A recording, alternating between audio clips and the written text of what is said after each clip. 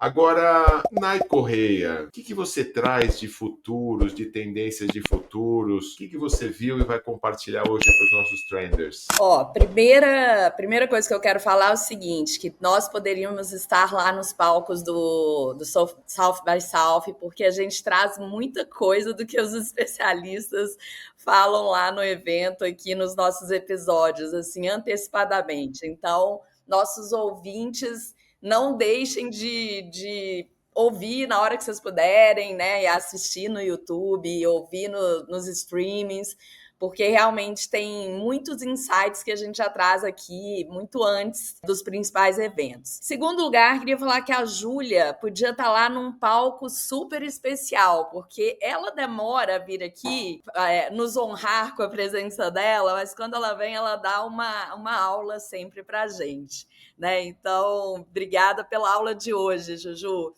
E até queria agregar aí para você uma ação que a Amazon Brasil fez, eu não sei se você teve acesso, ela, em relação a essa questão, né, do histórico de literaturas afros, né, ela esvaziou as prateleiras da Biblioteca Memorial América Latina, deixando apenas as obras de autores negros. Então, você imagina como ficou a biblioteca, né? Depois a gente pode colocar uma foto disso nos nossos canais e depois eu compartilho aqui o link também. Mas são ações como essas que também trazem a gente para pensar sobre essas questões, né? Que às vezes você traz, fala, a gente fica imaginando, mas às vezes você precisa de um choque para as fichas caírem, né? Então, obrigada aí por todas as suas reflexões. Bom, bora lá então, Renatão, falar sobre 3 ações aqui que eu levantei de como que a inteligência artificial e as outras questões estão revolucionando essa centralidade no humano, né, no consumidor especialmente. Eu gostei muito desse nosso trend de hoje, porque eu sempre trago um pouco dessa visão, né, do humano aqui no centro das tecnologias. E aí eu tenho matérias que vão aqui desde uso de tecnologia até a questão comportamental.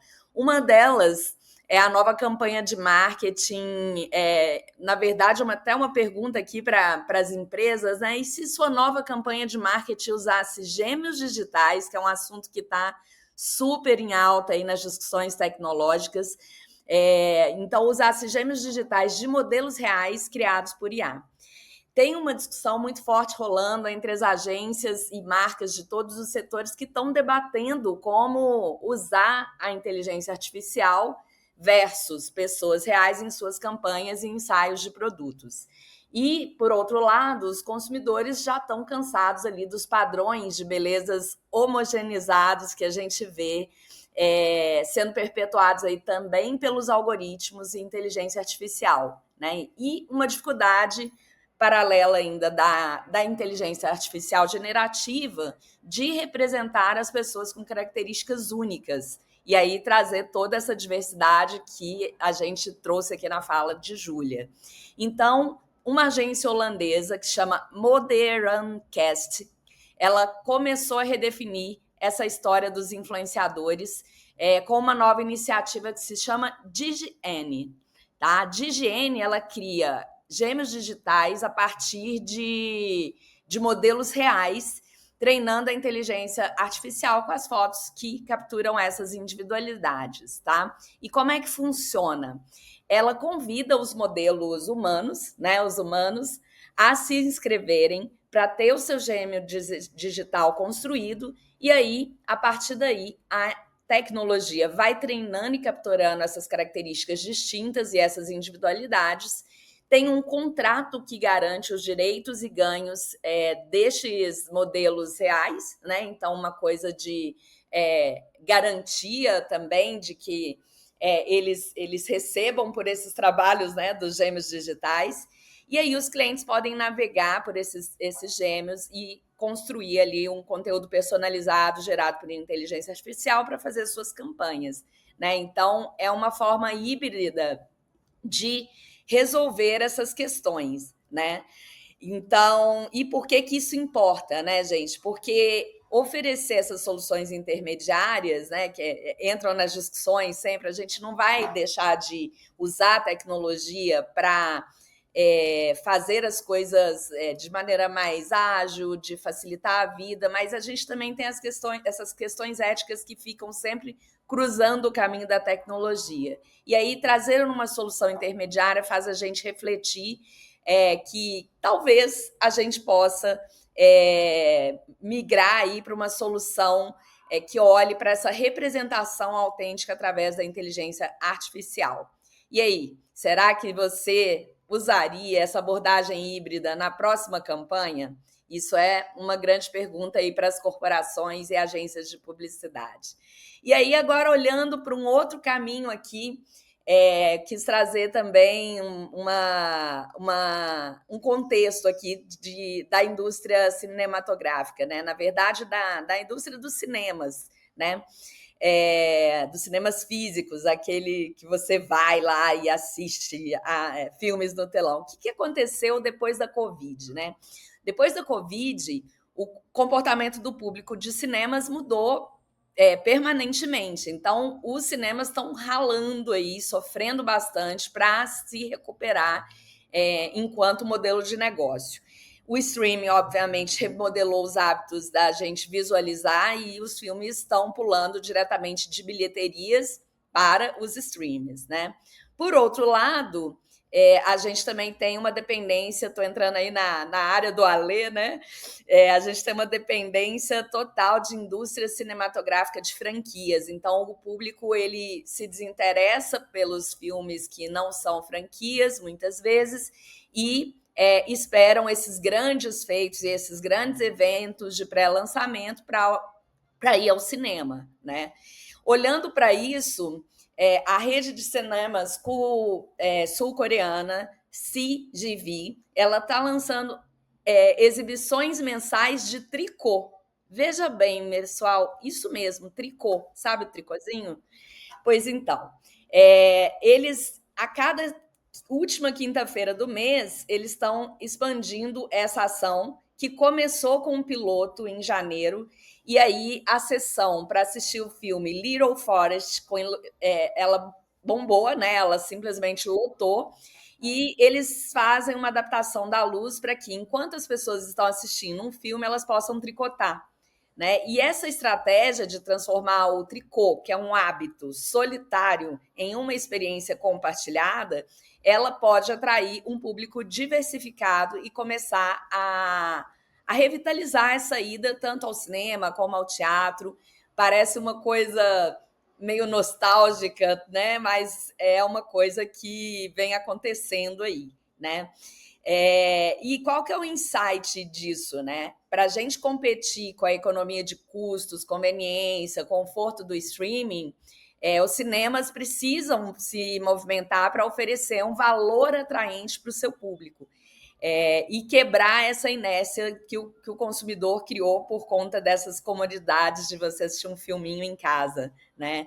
E a CGV, essa rede coreana, ela está pensando num tema que a gente também traz muito aqui, que é o tema de ecossistemas e comunidade, né? Que vai estar sempre também aqui nas nossas discussões. Como que eu envolvo uma comunidade para que ela faça parte crescente aí do meu negócio.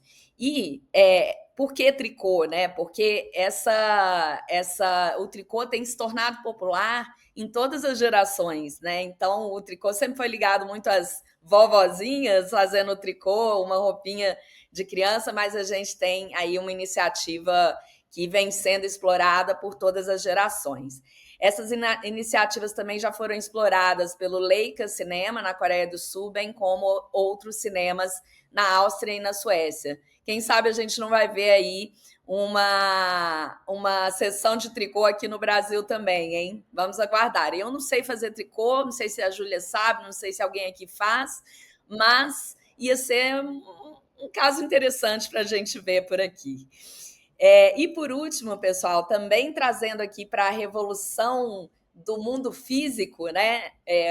Como a gente fala, a tecnologia vem para ser para ser um meio, né? Mas a gente também tem uma questão de inovação social que a gente tem que ficar muito alerta, que às vezes envolve tecnologia e às vezes não.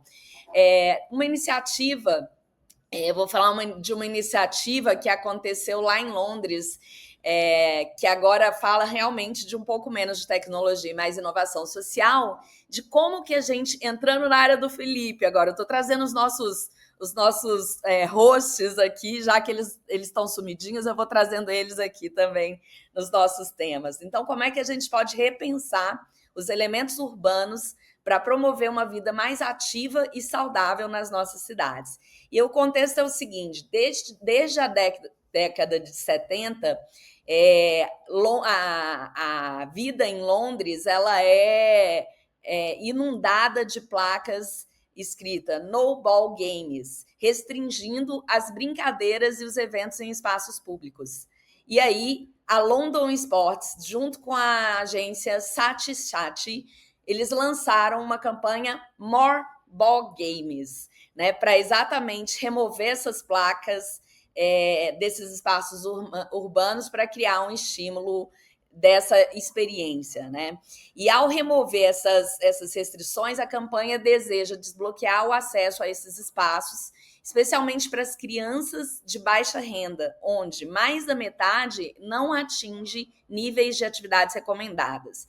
Pasmem, pessoal, existem 7.000 placas No Ball Games em Londres. Então, de início, a matéria parece bobinha, né? Mas ela tem um fundo social muito importante, principalmente com esse dado anterior que eu trouxe, que as crianças não atingem um nível de atividades recomendados. E no estudo que eles fizeram, para cada placa removida, você pode beneficiar aproximadamente 80 crianças. Então, a campanha enquadra isso não só numa promoção do esporte, mas numa desmontagem de obstáculos individuais e sistêmicos à atividade física. Então, não é só uma intervenção imediata de publicidade, mas uma intervenção de baixo custo, né, que é apenas uma mudança de placa. Eles colocam também uma cesta de basquete nessas placas para impulsionar a saúde e a coesão, mais uma vez, da comunidade, né? Além de apoiar, obviamente, saúde física e todas as questões do papel vital das brincadeiras no desenvolvimento infantil. Então, a pergunta que eu deixo em relação a isso é como que a gente pode repensar elementos urbanos para promover uma vida mais ativa e saudável nas nossas cidades, né? E inovação, pessoal, não é tratar apenas de tecnologia, mas também sobre entender e adaptar as mudanças e a necessidade do comportamento humano. E é isso que a gente vem trazendo aqui também nas nossas discussões, especialmente hoje. Volto para você, Renato.